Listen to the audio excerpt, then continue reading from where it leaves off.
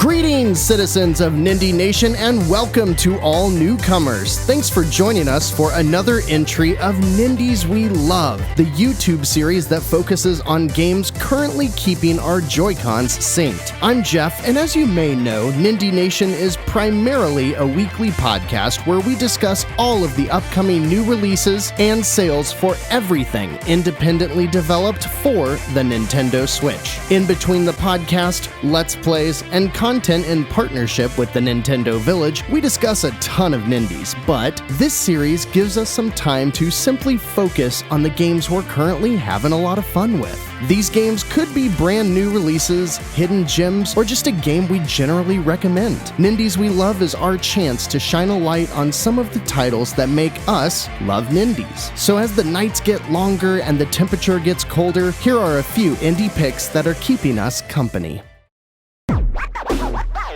Gato Roboto is immediately recognizable thanks to the Game Boy-like black and white color palette, but don't let that turn you off to this perfectly paced 2D adventure that is a welcome return to classic Metroid adventures. After crash landing on an alien planet, the captain is stuck inside the ship and asks you, his feline friend, to venture forth and find help. Controlling the cat is adorable and offers puzzle platforming that is quick and responsive, but before too long, you'll find a mech suit and things really start to ramp up. Running between 3 and 4 hours, you'll explore the alien planet, picking up new abilities for your mech suit to open up various locked doors and reach previously inaccessible areas. Along the way, you'll be treated to witty banter, a small cast of interesting characters, and pacing that makes Gato Roboto hard to put down. This game is published by Devolver Digital and is frequently on sale for $5 or less, which at that price makes adding Gato Roboto to your Switch library an easy recommendation.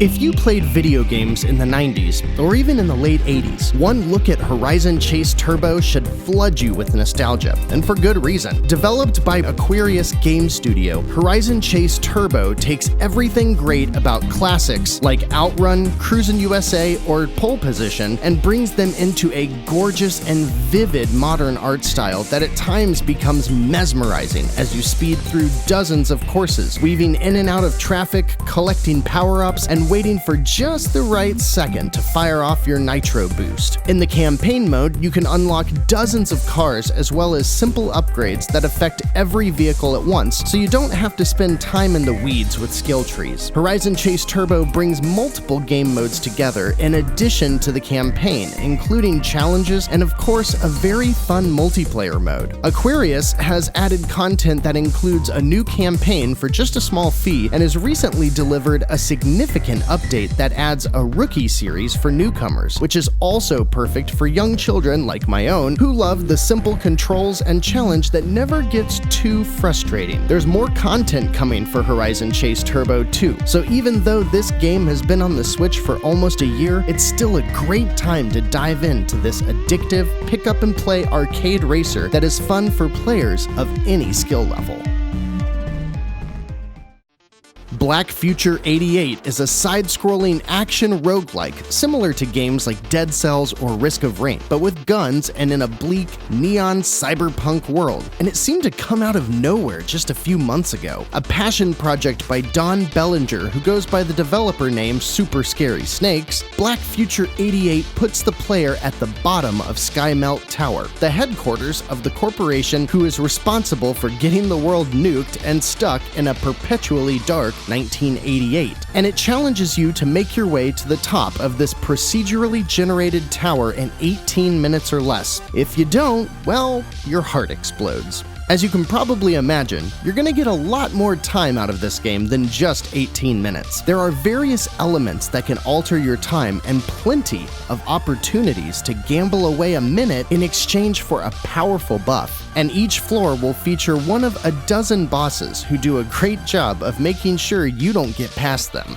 Black Future 88 is a bit more of a traditional roguelike. Things are pretty tough from the get-go, but the ramp to see longer, more fruitful attempts up the tower is definitely fair and rewarding. As you progress, you will unlock multiple playable characters who can be swapped in as backup during a run, as well as plenty of weapons, items, and all kinds of stat modifiers. Black Future 88 is a great roguelike for people who already like the genre, but I don't think it's going to convert anyone who isn't already a fan of the wash, rinse, repeat gameplay style. However, those that do enjoy this type of game will find a lot of new stuff to like in the atmosphere, synth-punk music, and the ticking clock that acts as a new type of consideration and currency, which makes every attempt up the tower exciting. So you want to run and gun, but you don't want to do the roguelike battle up a tower, or maybe you just prefer something a little more stage and score driven. Or maybe you're a fan of side-scrolling skateboarding games that play out like a shootout from The Matrix, all while a talking banana taunts you. Yup, that's My Friend Pedro by Dead Toast Entertainment and published by Devolver Digital, and it is every bit as wacky as it sounds. But the craziest thing is that it actually works. At first glance, you might see someone on a skateboard, shooting in two directions at once, then they kick the skateboard underneath a table while they slide across it, only to kickflip said skateboard into an enemy's head on the other side while shooting a frying pan that flew up into the air in order to ricochet bullets into the enemy on the floor above you, and you might think, how the hell does that work with a controller? And honestly, I'm not sure, but it does. There's a combination of slow motion, light auto-aiming, and generally some really intuitive controls that are rolled out at just the right pace. And even when you're failing a level left and right, you still feel like a badass. Each level is only a few minutes long too, so you can always try again without too much penalty. My Friend Pedro has a pretty mysterious story that's light on impact but proved satisfying, so I don't want to spoil it. Throw in an addictive time and score attack mode, levels that involve highway chases and jumping off buildings, and you've got yourself an action movie that you can play. If you like movies like John Wick, The Transporter, or any other gun-fu style action flick, and you're in the mood for a game with a hard, mature rating, you gotta pick up My Friend Pedro. There's nothing else like it.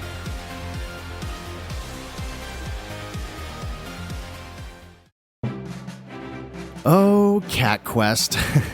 Talk about something completely different, right? If you've listened to Nindie Nation for a while now, you likely remember when I discovered the original Cat Quest, an action RPG that quickly turned me into the Gentle Bros' biggest fan of their cute and clever hack and slash that comes fully loaded with more cat puns than you can shake a bag of treats at. Cat Quest 2 adds dogs to the world, bringing with it true two-player co-op throughout the entire campaign. That, for solo players, gives you two characters to swap between now at just the press of a button, allowing for even more dynamic action as you swing swords, fire arrows, or cast magic across an even bigger land. Cat Quest 2 is very simple. You run around an open world picking up side quests and grinding for loot and experience, while diving into the occasional short dungeon as needed to tackle quests, or take in some of the charming story, or battle bosses. It probably goes without saying that this is another family-friendly title that kids will most certainly enjoy as well. And for me, Cat Quest 2 stands above the mountain of simplified action RPGs on the Switch because of its great gameplay,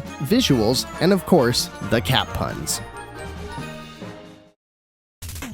And finally, we see the culmination of Shovel Knight, the 6-year Kickstarter darling passion project by Yacht Club Games. What else is there to say about Shovel Knight that hasn't been said, let alone by me, on these videos? It is one of the most important independently developed games of all time. It includes 5 entire games within the treasure trove and contains some of the best 2D action platforming you're going to find, period. We're playing a ton of Shovel Knight right now because in early December we saw the release of King of Cards, a prequel game that includes a brand new playable character and a completely new story mode with all new levels, and Shovel Knight Showdown, which, while derivative, it is easiest to explain it as Smash Brothers but Shovel Knight, even though it is much more than just that. If you haven't purchased the Shovel Knight Treasure Trove yet, get on it while it is still $25, because I think it is going up in price very soon, and it should. You know what though? Even if you find this game for $60, it will still provide more top quality gameplay than 90% of other games on the market on any system by any developer. That is how good Shovel Knight is.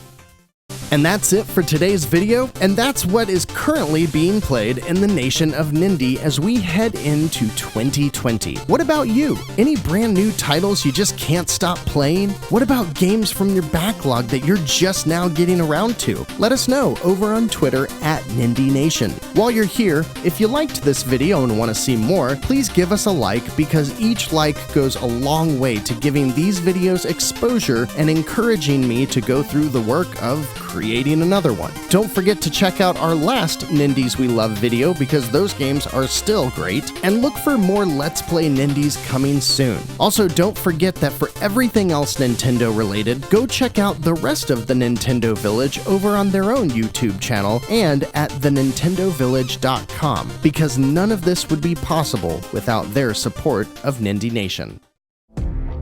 And finally, speaking of which, go check out our podcast, would ya? The Nindie Nation Podcast is our bread and butter, and we'd love to share weekly new releases and eShop sales with you. Think of it as a weekly 15 to 25 minute fix of everything indie you need to know about the Switch. Thank you so much for watching today. I'm Jeff, and until next time, I'm positive that if you're struggling to find something to play, these 6 titles will prove to be more than enough to keep your Joy-Cons synced.